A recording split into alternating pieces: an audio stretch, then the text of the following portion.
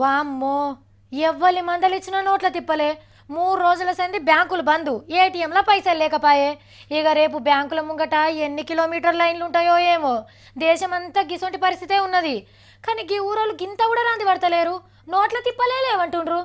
అట్లని వాళ్ళకి సెపరేట్గా పైకం అందిందంటే అదేం లేదు. మరి ఎట్లుందో అడుచుకుందాం పండి. లోట్ల తిప్పలేని గా ఊరు గిరే సిద్దిపేట జిల్లా ఇబ్రాహింపూరు. ఊళ్ళో అందరికి బ్యాంక్ అకౌంట్లున్నాయి, కారాట్లున్నాయి.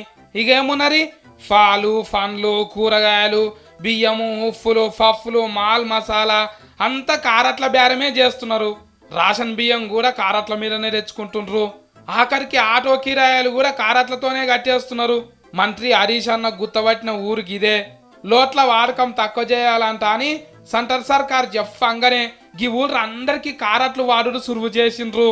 మొత్తం కారట్లతో నడుస్తున్న ఇబ్రాహింపూరు దేశంలో 2వ రంట అని సెంట్రల్ మంత్రి వెంకయ్య సార్ ఫిట్టగుట్ల తారీఫ్ చేసిండ్రు. దేశమంతా బెంకులు ఏటీఎంల ముంగట నిలబడి తిప్పలు పడుతుంటే గీళ్ళు మాత్రం కారట్లు జేబులో పెట్టుకొని తిరుగుతున్నారు. బెంకుకు పోవులు లేరు, ఏటీఎంల కాడ తిప్పల పడులు లేరు. అంతా ఆన్లైన్లనే. మీ ఊళ్ళలో కూడా కారట్ల ఆడకం ఎక్కువ చేయండ్రిగా.